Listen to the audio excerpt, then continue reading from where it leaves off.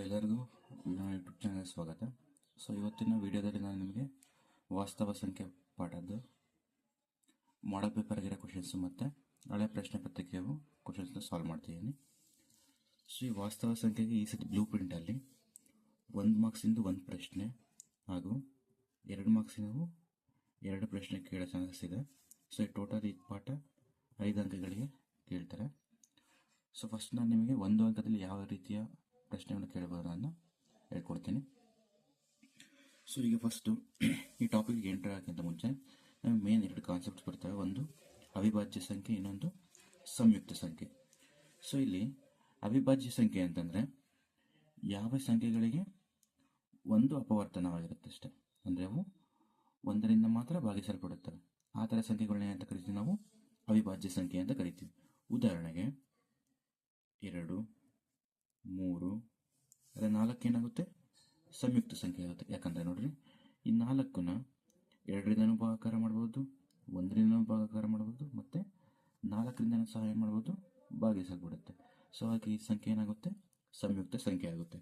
ಅದೇ ನೆಕ್ಸ್ಟ್ ನೋಡಿ 5, ಇದು 1ರಿಂದಷ್ಟೇ ಭಾಗಿಸಲ್ಪಡುತ್ತದೆ. ಮತ್ತು 7, 11, 13, 17, 19, 23, 29, 31 ಇವೆಲ್ಲ ಏನಾಗ್ತವೆ ಅಂದರೆ ಇವು ಅವಿಭಾಜ್ಯ ಸಂಖ್ಯೆಗಳಾಗ್ತವೆ.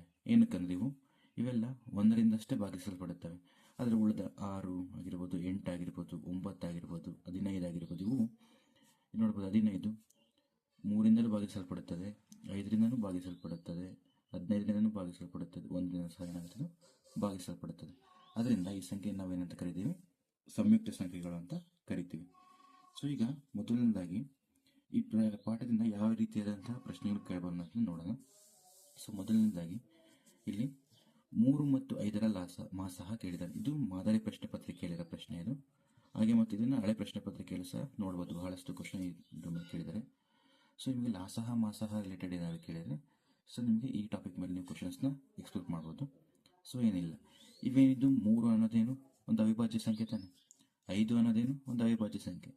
ಇವೆರಡು ಅವಿಭಾಜ್ಯ ಸಂಖ್ಯೆಗಳ ಮಾಸಹ ಯಾವಾಗಲೂ ಏನಾಗಿರುತ್ತೆ, 1 ಆಗಿರುತ್ತೆ. ಅದಾಯ್ತಾ? ನಿಮಗೆ ಯಾವುದೇ ಸಂಖ್ಯೆಗಳು, ಉದಾಹರಣೆಗೆ 11, 13 ಇದರ ಮಾಸಹ ಕೇಳಿದ್ರೆ ಏನು ಬರೀತೀರಿ ನೀವು, 1 ಬರೀತೀರಿ. ಯಾಕಂದರೆ ಇವೆರಡೇನು ಅವಿಭಾಜ್ಯ ಸಂಖ್ಯೆ. ಈ ಅವಿಭಾಜ್ಯ ಸಂಖ್ಯೆಗಳು 1ರಿಂದಷ್ಟೇ ಭಾಗಿಸಲ್ಪಡೋದ್ರಿಂದ ಇದರ ಮಾಸಹ ಯಾವಾಗಲೂ ಏನಾಗಿರುತ್ತೆ, 1 ಆಗಿರುತ್ತೆ. ಆಯಿತಾ? ಇದೇ ಪ್ರಶ್ನೆ ಇನ್ನೊಂದು ರೀತಿ ಯಾವ ರೀತಿ ಕೇಳ್ಬೋದು ಅಂದರೆ, ಯಾವುದೇ 2 ಅವಿಭಾಜ್ಯ ಸಂಖ್ಯೆಗಳ ಮಾಸಹ ಏನಾಗಿರುತ್ತೆ, 1 ಆಗಿರುತ್ತೆ. 2 ಅವಿಭಾಜ್ಯಗಳ ಸಂಖ್ಯೆ ಮಾಸಹ ಏನಾಗಿರುತ್ತೆ, ಯಾವಾಗಲೂ 1 ಆಗಿರುತ್ತೆ. ಆಯ್ತಾ? ನೆಕ್ಸ್ಟ್ ಇದನ್ನು 2023ರಲ್ಲಿ ಕೇಳಿದ್ದಾರೆ ಈ ಪ್ರಶ್ನೆನ. ನೆಕ್ಸ್ಟ್ 2020ರಲ್ಲಿ ಅತಿ ಚಿಕ್ಕ ಸಂಯುಕ್ತ ಸಂಖ್ಯೆ ಹಾಗೂ ಅತಿ ಚಿಕ್ಕ ಅವಿಭಾಜ್ಯ ಸಂಖ್ಯೆ ಮಾಸಹ ಕೇಳಿದ್ದಾನೆ. ಇವಾಗ ಸಂಯುಕ್ತ ಸಂಖ್ಯೆ ಬರ್ಕೊಂಡ್ವಿ ನಾವು ಇವಾಗ. ಅತಿ ಚಿಕ್ಕ ಸಂಯುಕ್ತ ಸಂಖ್ಯೆ ಯಾವುದು, ನಮಗಿಲ್ಲಿ 4 ಬರುತ್ತೆ. ಅತಿ ಚಿಕ್ಕ ಅವಿಭಾಜ್ಯ ಸಂಖ್ಯೆ 2 ಬರುತ್ತೆ. ಇವೆರಡರ ಮಾಸಹ ನೋಡೋಣ. ಈಗ 2, 4 ನಾವು ಅವಿಭಾಜ್ಯ ಅಪವರ್ತನಗಳಾಗಿ ಬರ್ಕೋಣ. ಈಗ 2ರದ್ದು 2, 4ರದ್ದು 2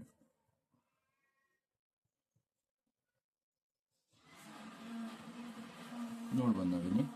ಇವೆರಡರಲ್ಲೇ ಸೇಮ್ ಬರೋದೇನು, 2. ಇದರಲ್ಲಿ ಘಾತ ಯಾವ ಚಿಕ್ಕದಿದೆ, 2 ಇದೆ.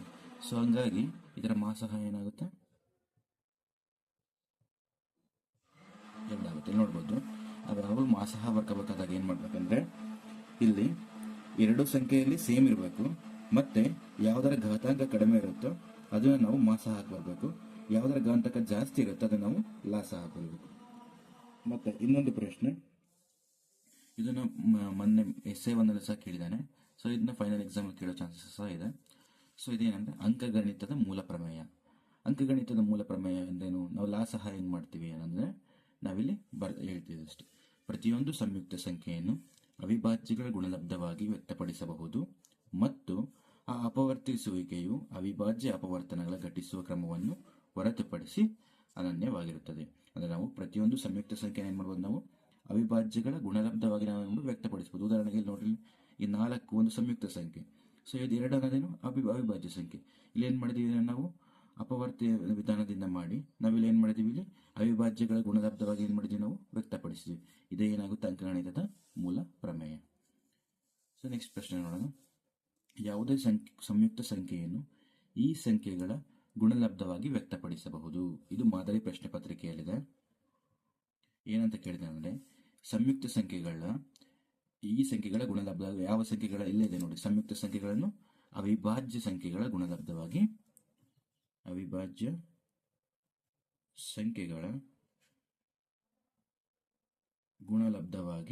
ನಾವು ವ್ಯಕ್ತಪಡಿಸಬಹುದು. ಅರ್ಥ ಆಯ್ತು. ನೆಕ್ಸ್ಟ್ ಪ್ರಶ್ನೆ, 4ನೇ ಪ್ರಶ್ನೆ ನೋಡೋಣ. ಪಿ ಮತ್ತು ಕ್ಯೂ ಸಹ ಅವಿಭಾಜ್ಯ ಸಂಖ್ಯೆ. ಪಿ ಸ್ಕ್ವೇರ್ ಮತ್ತು ಕ್ಯೂ ಸ್ಕ್ವೇರ್ನ ಮಾಸ್ ಸಹ ಏನಾಗಿರುತ್ತದೆ, ಅವಿಭಾಜ್ಯ ಸಂಖ್ಯೆ ಅಂತ ಬಂತಂದ್ರೆ ಜನರಲ್ ನಿಮಗೆ ಅದರ ಮಾಸ್ ಸಹ ಯಾವಾಗಲೂ ಏನಾಗಿರುತ್ತೆ, 1 ಆಗಿರುತ್ತದೆ.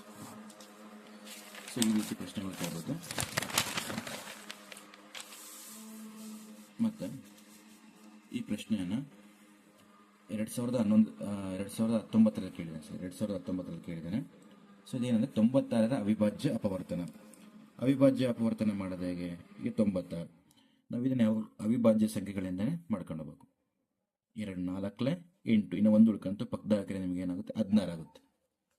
2 8 16, 2 2 4, 2 4 8, 2 1 2, 2 2 4, 2 6 12, 2 3 6, 3 1 3. ಯಾಕಂದರೆ ಇದು ಅವಿಭಾಜ್ಯ ಸಂಖ್ಯೆ. ಸೊ ಇದು 1ರಿಂದಷ್ಟೇ ಭಾಗಿಸಲ್ಪಡುತ್ತದೆ.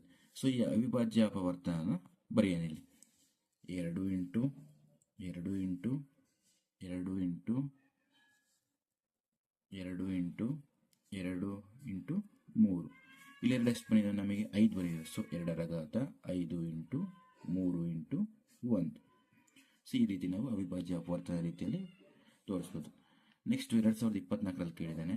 ಸೊ 200 ಕೊಟ್ಟಿದ್ದೇನೆ. ಇದನ್ನು ನಾವು ಯಾವ ರೀತಿ ಮಾಡಬೇಕಂದ್ರೆ, ಅವಿಭಾಜ್ಯ ಅಪವರ್ತನಗಳ ವಿಧಾನದಿಂದ ಮಾಡಿ 2ಕ್ಕೆ ಘಾತ ಏನು ಬರುತ್ತೆ ಮತ್ತು 5ಕ್ಕೆ ಘಾತ ಏನು ಬರುತ್ತೆ ಅನ್ನೋದನ್ನು ನಾವಿಲ್ಲಿ ನೋಡಬೇಕು. ಸೊ ಸೇಮ್ ಇದೇ ಥರನೇ 200 ಹಾಕ್ಕೊಳ್ರಿ, 2 1 0 0 ಹಾಗೆ ಬರ್ಕೊಳ್ರಿ, 2 5 10 0, 2 2 4, ಇನ್ನು 1 ಉಳ್ಕೊಳ್ಳುತ್ತೆ ಈ ಕಡೆ, 2 5 10. ಇವಾಗ ಇದು 5ರಿಂದ ಹೋಗುತ್ತೆ, 5 5 25, 5 1 5, ಯಾಕಂದರೆ 5 ಅವಿಭಾಜ್ಯ ಸಂಖ್ಯೆ. ಸೊ ಇಲ್ಲಿಗೆ ಮುಗೀತು.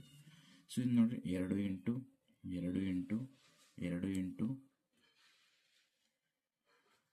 5 ಇಂಟು 5 ಅಂತ ಬರ್ಕೊಂಡು, ಈಗ 2 ಎಷ್ಟಿದ್ದಾವೆ, 3 ಇದ್ದಾವೆ. ಸೊ 2ರ ಘಾತ 3 ಮತ್ತು 5ರ ಘಾತ 2. ಸೊ ಇಲ್ಲಿ m ಜಾಗದಲ್ಲಿ ಏನಿದೆ, ನಮಗೆ 3 ಬಂದಿದೆ. n ಜಾಗದಲ್ಲಿ ನಮಗೆ 2 ಬಂದಿದೆ. So m = 3, n = 2. ಸೊ ಇಷ್ಟು ರೀತಿಯಲ್ಲಿ ನಿಮಗೆ 1 ಅಂಕದ ಪ್ರಶ್ನೆಗಳನ್ನ ಎಕ್ಸಾಮಲ್ಲಿ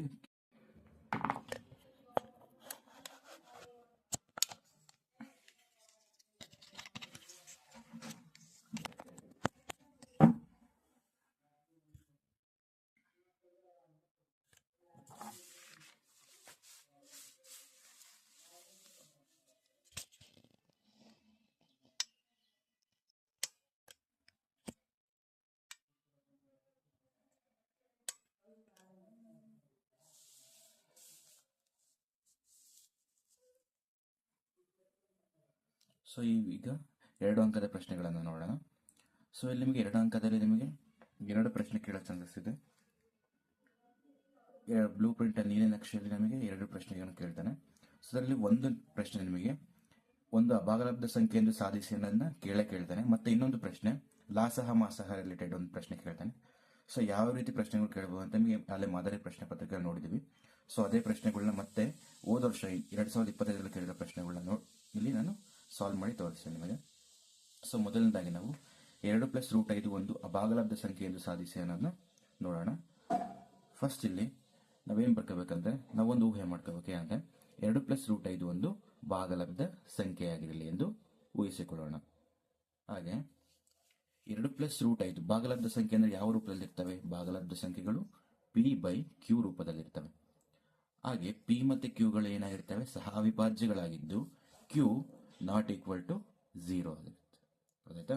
ಸೊ ನಾವು ಇಲ್ಲಿ ಭಾಗಲಬ್ಧ ಸಂಖ್ಯೆ ಅಂತ ತಗೊಂಡಿದ್ದೀವಿ ಅಂದಾಗ ಭಾಗಲಬ್ಧ ಸಂಖ್ಯೆ ಅಂದರೆ 1 ಕೆಳಗೆ ಬಂದಿರುತ್ತಾನೆ. ಸೊ ಅದೇ ರೀತಿ p/q ರೂಪದಲ್ಲಿ ನೀವು ಬೇಕಾದ್ರೆ a/b ಅಂತಾರು ಬರ್ಕೋಬಹುದು. ಸೊ ಇಲ್ಲಿ ನಾವು ಆ ಭಾಗಲಬ್ಧ ಸಂಖ್ಯೆ ಒಂದನ್ನು ಉಳಿಸ್ಕೊಳ್ಳೋಣ, ಇನ್ನೊಂದು ಸಂಖ್ಯೆನ ಈ ಕಡೆ ಕಳಿಸ್ಕೊಳ್ಳೋಣ. ಸೊ +2 ಈ ಕಡೆ ಬಂದಾಗ ಏನಾಯ್ತು ನಿಮಗೆ -2 ಆಯಿತು. ಸೊ √5 = ಇವಾಗ ಇಲ್ಲಿಂದ ಕೆಳಗಡೆ 1 ಇರುತ್ತೆ. ಸೊ 1 × p p 2 × q ಏನಾಗುತ್ತೆ 2q ಆಗುತ್ತೆ. q × 1 q ಆಗುತ್ತೆ. ಅರ್ಥಾಯ್ತಾ?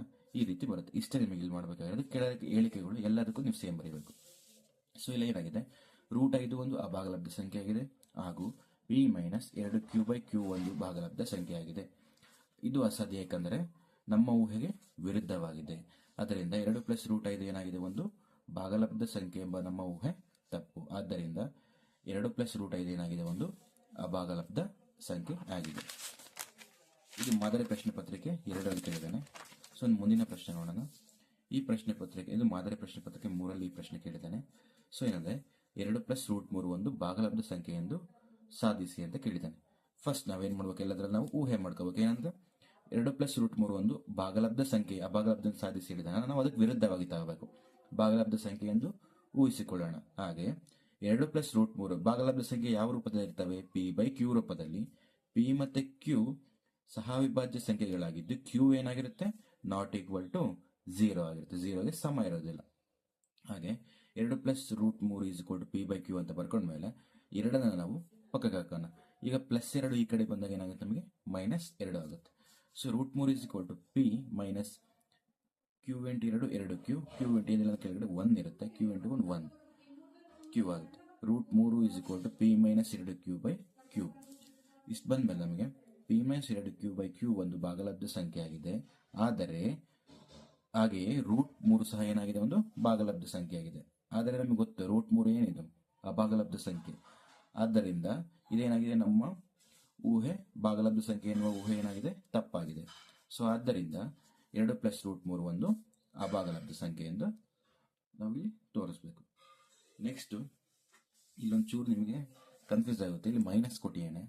ಸೊ ಇಂದ ಮೈನಸ್ನ ಕ್ಯಾನ್ಸಲ್ ಮಾಡ್ಕೋಬಹುದು, ಇಲ್ಲ ನೀವು ಉಲ್ಟಾ ಪಲ್ಟಾ ಎಕ್ಸ್ಟ್ರಾ ಮಾಡ್ಕೋಬಹುದು. ಇಲ್ಲಿ ನೋಡಿ 3ನೇ ಪ್ರಶ್ನೆ, ಇದು ಸಹ ಮಾದರಿ ಪ್ರಶ್ನೆ ಪತ್ರಿಕೆ ಇದೆ. ಸೊ 5 - √2 ಒಂದು ಅಭಾಗಲಬ್ಧ ಎಂದು ಸಾಧಿಸಿ ಅಂತ ಕೇಳಿದ್ದೇನೆ.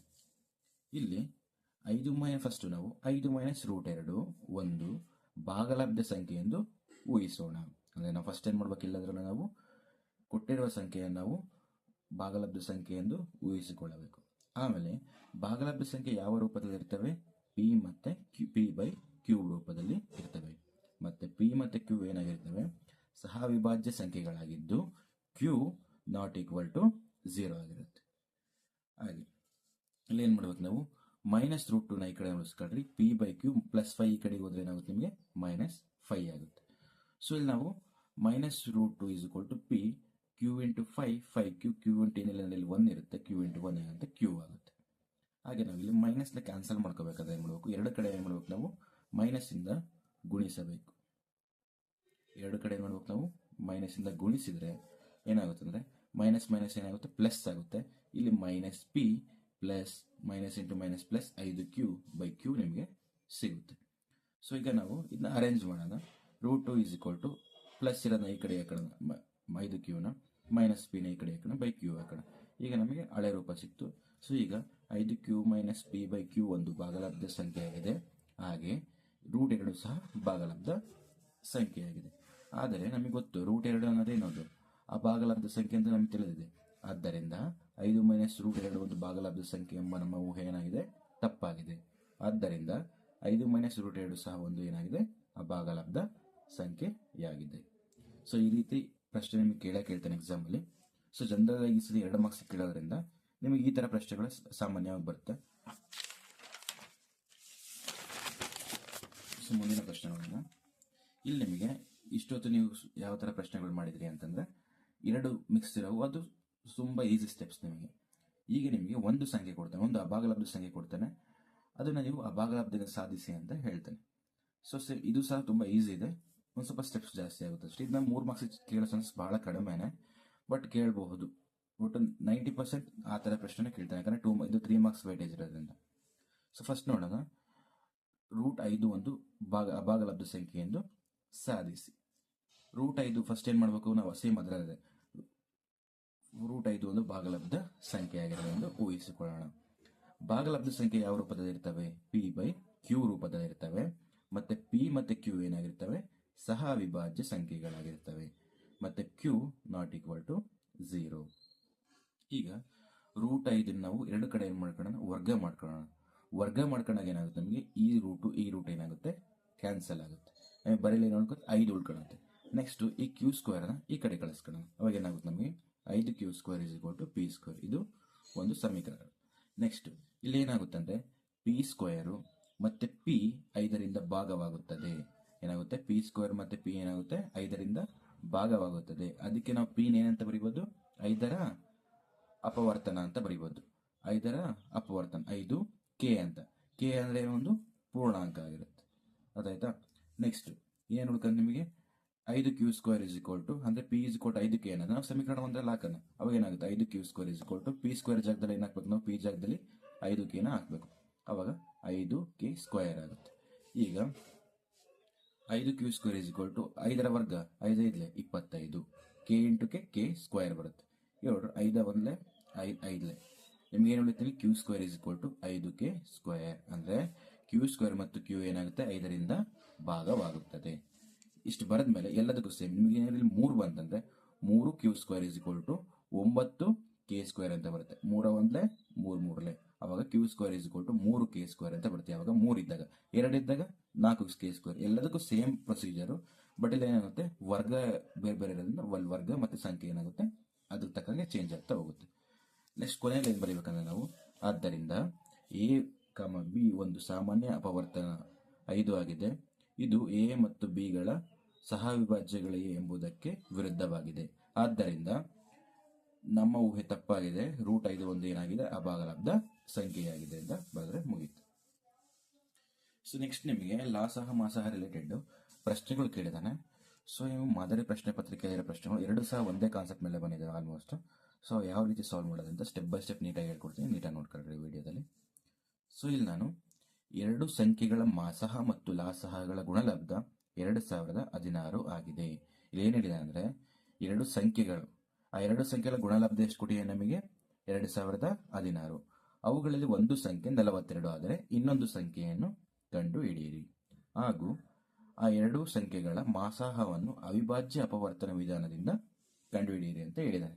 ಸೊ ಈ ಪ್ರಶ್ನೆಯಲ್ಲಿ ಏನು ಕೊಟ್ಟಿದ್ದೇನೆ, 2 ಸಂಖ್ಯೆಗಳ ಮಾಸಹ ಮತ್ತು ಲಾಸಹ ಗುಣಲಬ್ಧ ಎಷ್ಟು ಅಂತ ಹೇಳಿದ್ರೆ ನಮಗೆ 2016 ಅಂತ ಹೇಳಿದ್ದಾನೆ. ಅದರಲ್ಲಿ ಒಂದು ಸಂಖ್ಯೆ 42 ಅಂತ ಹೇಳಿದ್ರೆ ಸೊ ಬರ್ಕೊಳ್ಳೋಣ a × b = 2016. ನಮಗೆ ಒಂದು ಸಂಖ್ಯೆ ಗೊತ್ತಾದ ಹೇಗೆ ಹಾಕೋಣ, 42 × b = 2016. ನಾವು b ಬೆಲೆ ಕಂಡುಹಿಡಿಯಬೇಕಂತ 2016 ಹಿಂಗೆ ಇರಲಿ, ಇಲ್ಲಿ ಗುಣಾಕಾರ ಇರೋದು ಪಕ್ಕಕ್ಕೆ ಬಂದಾಗ ಏನಾಗುತ್ತೆ ನಮಗೆ ಕೆಳಗಡೆ ಬರುತ್ತೆ. ಸೊ 42ರಿಂದ ಭಾಗಾಕಾರ ಮಾಡಿದ್ರೆ ನಮಗೆ ಉತ್ತರ ಎಷ್ಟು ಬರುತ್ತೆ, ನಮಗೆ 48 ಬರುತ್ತೆ. ಇಲ್ಲಿ ಮಾಡಿ ನೋಡಿ, 2 2 2 1 2 1 0 2 8 ನಮಗಿಲ್ಲಿ 1008 ಬಂತು. ಈಗ ಇದು 3 ಮಗ್ಗಿ 3 7 21, 3 3 9 ಇನ್ನು ಒಂದು ಉಳ್ಕೊಂತು, 3 3 9 ಇನ್ನು ಒಂದು ಉಳ್ಕೊಂತು, 3 6 18. ಸೊ 336ನ 7ರಿಂದ ಭಾಗಾಕಾರ ಮಾಡಿರಿ. 7 4 28, 5 ಉಳ್ಕೊಳ್ಳೋದು ನಿಮಗೆ 6, 7 8 56. ನಮಗೆ ಉತ್ತರ ಎಷ್ಟು ಬಂತಿಲ್ಲಿ 48. ಈ ವಿಧಾನದಿಂದ ನಮಗೆ ಏನು ಗೊತ್ತಾಯಿತು, 42 ಮತ್ತು 48 ಗುಣಲಬ್ಧ ಏನಾಗಿದೆ ನಮಗೆ 2016 ಅಂತ ಗೊತ್ತಾಯ್ತು. ಹಂಗಾರೆ ಬಿ ಸಂಖ್ಯೆ ಕಂಡುಹಿಡಿದ್ವಾ. ಫಸ್ಟ್ ಏನು ಕೇಳಿದೆ ನಮಗೆ, ಇನ್ನೊಂದು ಸಂಖ್ಯೆಯನ್ನು ಕಂಡುಹಿಡಿದು. ಸೊ ಇಷ್ಟ ಆಯ್ತು. ಇಷ್ಟು ಕಂಡುಹಿಡಿದ್ರೆ ನಿಮಗೆ 1 ಮಾರ್ಕ್ಸ್ ಕೊಡ್ತಾನೆ ಅಷ್ಟೇ. ಸೊ ನೆಕ್ಸ್ಟ್ ಏನು ಮಾಡೋಕೆ ಹೇಳಿದ್ದಾನೆ, ಹಾಗೂ ಆ 2 ಸಂಖ್ಯೆಗಳ ಮಾಸಹವನ್ನು ಅವಿಭಾಜ್ಯ ಅಪವರ್ತನ ವಿಧಾನದಿಂದ ಕಂಡುಹಿಡಿಯಿರಿ ಅಂತ ಹೇಳಿದ್ದಾನೆ. ಸೊ ಇವಾಗ ಎ ಬಿ ಗೊತ್ತಾಯ್ತು ನಮಗೆ. ಅವೆರಡು ಇಟ್ಕೊಂಡು ನಾವೇನು ಮಾಡಬೇಕು, ನಾವು ಲಾಸಹ ಮಾಸಹ ಕಂಡುಹಿಡಿಬೇಕು. ಸೊ ಇಲ್ಲಿ ನೋಡ್ರಿ, ಇಲ್ಲಿ ಫಸ್ಟ್ ಎ ಅಂದರೆ 42, ಬಿ ಅಂದರೆ ನಾವು ಇವಾಗ ಕಂಡುಹಿಡಿದೀವಿ 48. ಸೊ ಇಲ್ಲಿ ನಾವು 42ನ ಅವಿಭಾಜ್ಯ ಅಪವರ್ತನ ವಿಧಾನದಿಂದ ಮಾಡೋಣ. 2 2 4, 2 1 2, 3 7 21, 7 1 7. ನೆಕ್ಸ್ಟ್ 48 ಆಡೋಣ. 2 2 4, 2 4 8, 2 1 2, 2 2 4, 2 6 12, 2 3 6, 3 1 3. ಸೊ ಇವನ್ನ ನಾವು ಅವಿಭಾಜ್ಯ ಅಪವರ್ತನ ಗುಣಲಬ್ಧ ರೀತಿಯಲ್ಲಿ ಬರ್ಕೊಳ್ಳೋಣ. ಇಲ್ಲಿ ನೋಡ್ರಿ 42 ಎಷ್ಟು ಬರುತ್ತೆ, 2 × 3 × 7. ಇಲ್ಲಿ ನೋಡ್ರಿ 2 ಎಷ್ಟಿದ್ದಾವೆ, 4 ಇದ್ದಾವೆ. ಸೊ 2 ರ ಘಾತ 4 ಇಂಟು 3 1 ಇದೆ 3. ಇಷ್ಟು ಬರ್ಕೊಂಡ್ಮೇಲೆ ನಾವು ಮಾಸಹ ಅಂದರೆ ಗೊತ್ತಾ ನಮಗೆ ಎರಡರಲ್ಲೂ ಸೇಮ್ ಇರಬೇಕು ಬಟ್ ಘಾತಾಂಕ ಏನಿರಬೇಕು, ಕಡಿಮೆ ಇರಬೇಕು. ಸೊ ನೋಡ್ರಿ, ಎರಡರಲ್ಲಿ ಸೇಮ್ ಇರೋ ಟರ್ಮ್ ಯಾವುದಂದ್ರೆ 3 ಇದೆ, ಎರಡರಲ್ಲೂ ಘಾತ ಏನಿದೆ, ಸೇಮ್ ಇದೆ. ಸೊ ಅದನ್ನ ಹಂಗೆ ಬರ್ಕೊಳ್ಳೋದ್ರಿ. ನೆಕ್ಸ್ಟ್ ಎರಡರಲ್ಲೂ 2 ಇದೆ, ಆದರೆ 2ರ ಘಾತ ಇಲ್ಲಿ 1 ಇದೆ, ಇಲ್ಲಿ 2ರ ಘಾತ 4 ಇದೆ. ಸೊ ಚಿಕ್ಕದು ಯಾವ್ದಿದೆ, 2ರ ಘಾತ 1. ಸೊ ಅದನ್ನು ಬರ್ಕೊಳ್ಳಿ. ಇವಾಗ 2 3 ಎಷ್ಟಾಯ್ತು ನಮಗೆ, 6 ಆಯ್ತು. ಹಂಗಾದ್ರೆ 42 48ರ ಮಾಸಹ ಎಷ್ಟಾಯ್ತು ನಮಗೆ, 6 ಆಯ್ತು. ಸೊ ಇಷ್ಟೇ ಲೆಕ್ಕ ಮಾಡೋದು. ಫಸ್ಟ್ ಏನು ಮಾಡ್ಕೋಬೇಕು ನಾವು, ಎ ಬೆಲೆನ ಒಂದು ಸಂಖ್ಯೆ ಕೊಟ್ಟಿರಲ್ಲ, ಅದರ ಇನ್ನು ಗುಣಲಬ್ಧ ಕೊಟ್ಟಿರ್ತಾನೆ, ಇದರಿಂದ ನಾವು ಭಾಗಾಕಾರ ಮಾಡಿದ್ರೆ ನಮಗೆ ಇನ್ನೊಂದು ಸಂಖ್ಯೆ ಯಾವುದಂತ ಗೊತ್ತಾಗುತ್ತೆ. ಸೊ ಅವೆರಡು ಸಂಖ್ಯೆನ ನಾವು ಏನು ಮಾಡಬೇಕು, ಅವಿಭಾಜ್ಯ ಅಪವರ್ತನ ವಿಧಾನದಿಂದ ಮಾಡಿ ನಾವು ಅದರ ಮಾಸಹವನ್ನು ಕಂಡುಹಿಡಿಯಬೇಕು. ಸೊ ಇಷ್ಟೇ, ಇದು ತುಂಬ ಈಸಿ ಇದೆ ಪ್ರಶ್ನೆ. ಸೊ ಇದೇ ರೀತಿನೇ ಇನ್ನೊಂದು ಪ್ರಶ್ನೆ ಕೇಳಿದಾನೆ.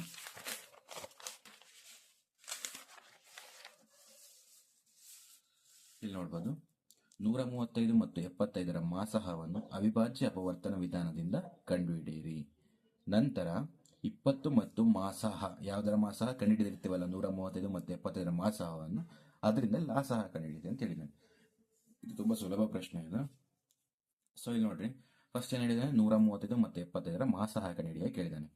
ಸೊ ಬರ್ಕೊಳ್ರಿ, ಅವಿಭಾಜ್ಯ ಅಪವರ್ತನ ವಿಧಾನದಿಂದ 135 75 ಬರ್ಕೊಳ್ರಿ. 3 4 12, ಇನ್ನು 1 ಉಳ್ಕೊಳುತ್ತೆ, ಪಕ್ಕದ ಹಾಕಿದ್ರೆ 15 ಆಗುತ್ತೆ. 3 5 15, 3 1 3, ಇನ್ನು 1 ಉಳ್ಕೊಳುತ್ತೆ. ಇವಾಗ ಏನಾಗುತ್ತೆ, 15 ಆಗುತ್ತೆ. ಇದು 3 5 15, 3 5 15, 5 1 5. ಎಷ್ಟು ಬರುತ್ತೆ ನಮಗೆ, 3 ಎಷ್ಟಿದಾವೆ, 3 ಇದಾವೆ. ಸೊ 3ರ ಘಾತ 3, 5ರ ಘಾತ 1. ಇದು 75 ಮಾಡೋಣ. 3 2 6, ಇನ್ನು 1 ಉಳ್ಕೊಳುತ್ತೆ. 3 5 15, ನೆಕ್ಸ್ಟ್ 5 5 25, 5 1 5. ಸೊ 3 × 5ರ ಘಾತ 2.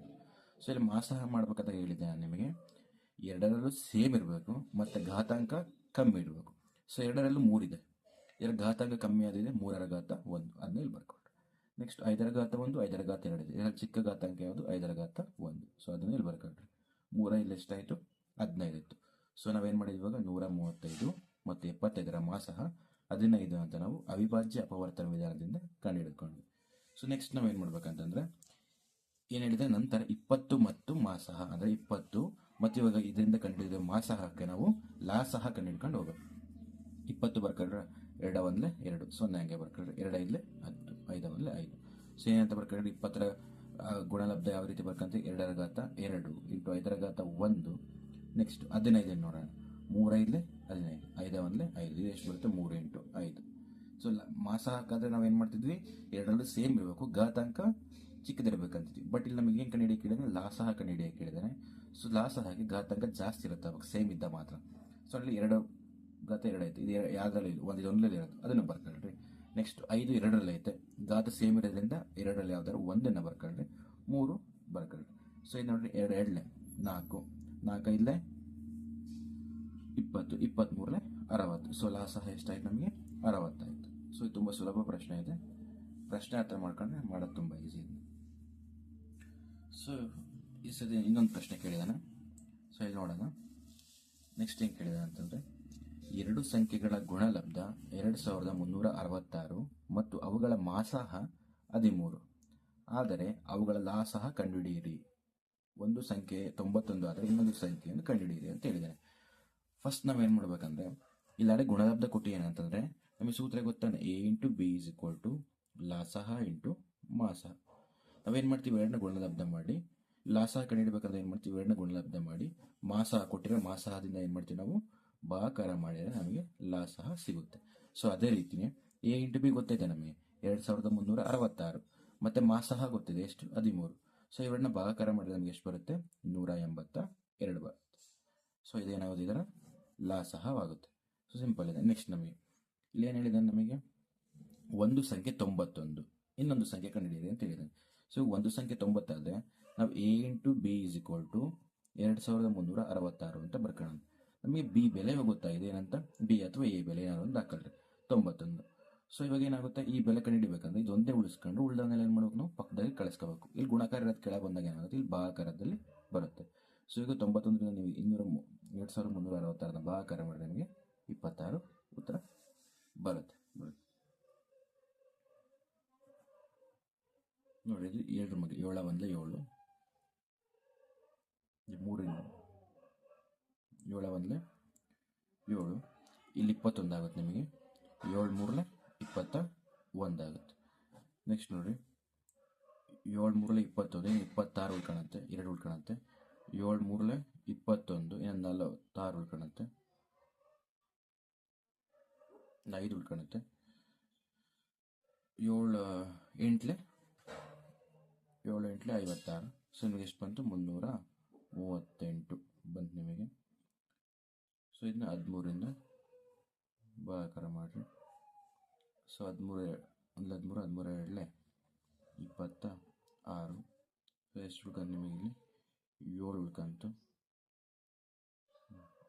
8 13 6 78. ಎಷ್ಟು ಬಂತು ನಿಮಗೆ ಉತ್ತರ?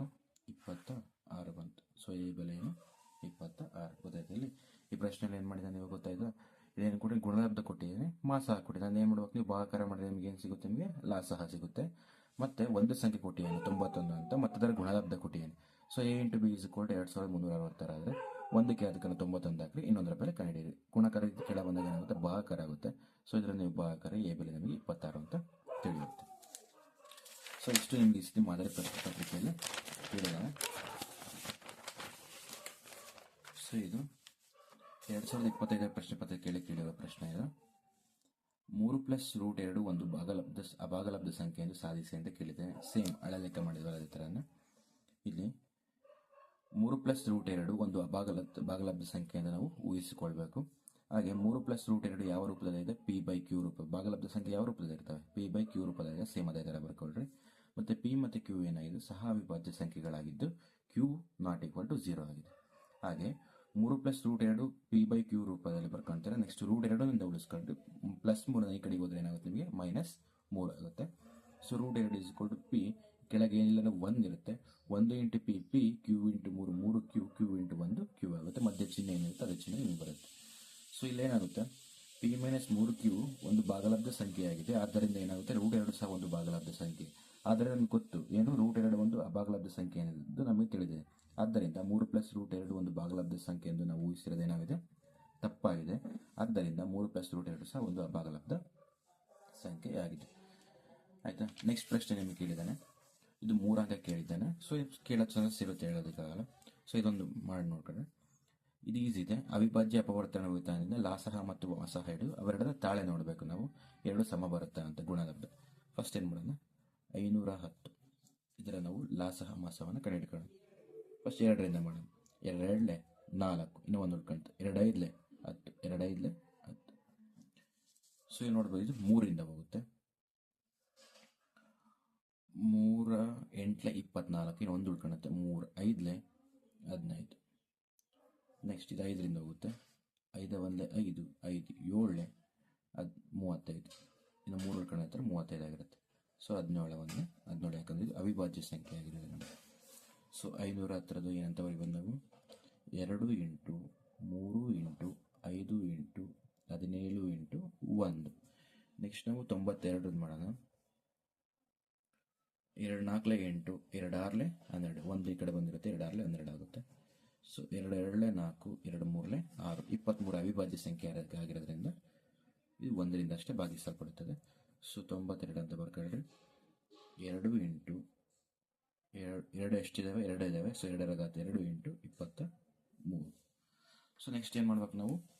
ಲಾಸಹ ಮಾಸಹನ ಕಂಡುಹಿಡ್ಕೋಬೇಕು.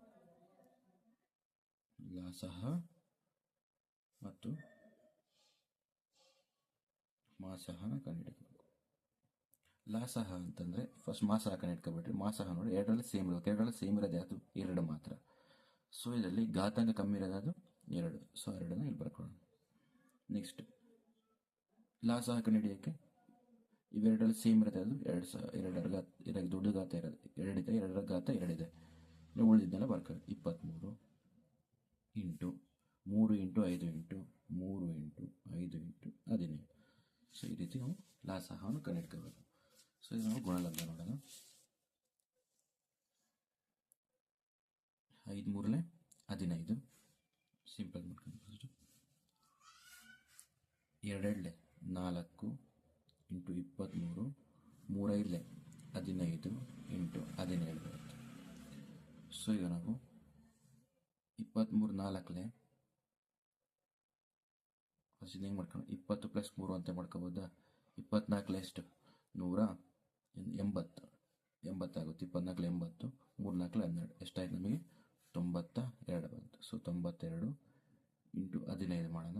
5 2 10 5 9 45 + 1 46 192 92 0 8 9 4 13 ಆಗುತ್ತೆ. ಇದಕ್ಕೆ 17ರಿಂದ ಭಾಗಾಕಾರ ಮಾಡಿ. 7 0 0 7 8 56 6 5 7 3 21 21 5 26 7 1 7 7 2 9 ಸೇಮ್ 0 8 3 1 ಇದನ್ನ ಕೂಡಿದರೆ 0 6 6 8 14 4 1 10 3 13 3 1 2 2 3 4 0 6 ಬರುತ್ತೆ. ನಮಗೆ ಲಾಸ ಎಷ್ಟು ಬರುತ್ತೆ? ನಮಗೆ 2 3 4 6 0 ಬರುತ್ತೆ. ಸೊ ಇದು ಮಾಡೋದು ಗುಣಾಕಾರ ಮಾಡ್ಕೊಂಡಿದ್ದೀನಿ. ಫಸ್ಟ್ ಏನು ಮಾಡಿದ್ದೀನಿ? 23 4 92. ಸೊ ಆಮೇಲೆ 15ರಿಂದ ಗುಣಾಕಾರ ಮಾಡಿದ್ದೀನಿ. ಸೊ 5 2 10 0 1 ದಶಕ 5 6 5 9 45 + 1 46 ಆಗುತ್ತೆ. ಸೊ 192 92 ಬರ್ಕೊಂಡ್ರೆ ಇದನ್ನ ಕೂಡ ನಮಗೆ 0 8 9 4 13 ಆಗುತ್ತೆ. 3 1 1380. ಆಮೇಲೆ 17ರಿಂದ ಗುಣಾಕಾರ ಮಾಡಿ 7 0 0 7 6 56 7 8 56 6 5 ಕ್ಯಾರೆಟ್ಗಳು 7 3 21 21 5 26 ಆಗುತ್ತೆ. 6 2 ನೆಗೆಟಿವ್ 7 1 7 + 2 9 ಆಗುತ್ತೆ. ಇವಾಗ 1ರಿಂದ ಗುಣಾಕಾರ ಮಾಡಿ 1 3 8 0 ಬರುತ್ತೆ ನಿಮಗೆ. ಸೊ ಇದನ್ನ ಕೂಡ್ಕೊಂಡ್ರೆ 0 6 6 8 14 4 1 9 10 ಆಗುತ್ತೆ. 10 3 13 3 1 2 ಆಗುತ್ತೆ. ಎಷ್ಟಾಯಿತು? 23,460 ಆಗುತ್ತೆ. ಮಾಸ 2 ಆಗುತ್ತೆ. ಸೊ ನಮಗೆ ಏನು ಹೇಳಿದ್ದಾನೆ? ಇದನ್ನು ತಾಳೆ ನೋಡ್ಬೇಕಂದ್ರೆ ಎ ಮತ್ತು ಬಿನ ಗುಣಾಕಾರ ಮಾಡಿ ಮತ್ತು ಲಾಸಹ ಮತ್ತು ಮಾಸಹ ಗುಣಾಕಾರ ಮಾಡಿದರೆ ನಮಗೆ ಉತ್ತರ ಏನು ಬರಬೇಕು? ಸೇಮ್ ಬರಬೇಕು. ಇಲ್ಲಿ ಮಾಡೋಣ. ಇಲ್ಲಿ first A into B is equal to ಲಾಸಹ ಇಂಟು ಮಾಸಹ. ಎ ಇಂಟು ಬಿ ಅಂದರೆ 510 ಇಂಟು 92. ಸೊ ಇಲ್ಲಿ ಲಾಸಹ ಎಷ್ಟು ಬಂದಿದೆ? 23,460. ಮಾಸಹ ಎಷ್ಟು ಬಂದಿದೆ? 2 ಬಂದಿದೆ. ಸೊ ಇವಾಗ ಗುಣಾಕಾರ ಮಾಡಿ ನೋಡೋಣ. 2 0 0 2 1 2 2 5 10 9 0 0 9 1 9 9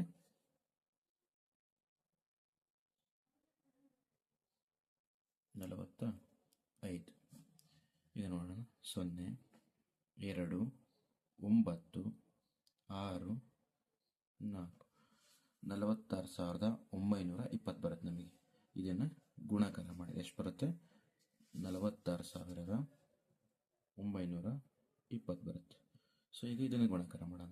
2 0 0 ಲಾಸಹ ಮಾಸಹ 2 6 12 2 4 8 + 1 9 2 3 6 2 2 4 ಎಷ್ಟು ಬಂದು ನಮಗೆ? 4 6 9 2 0. ಸೊ ಏನಾಗಿದೆ? 2 ಕಡೆ ಸೇಮ್ ಬಂದಿದೆ.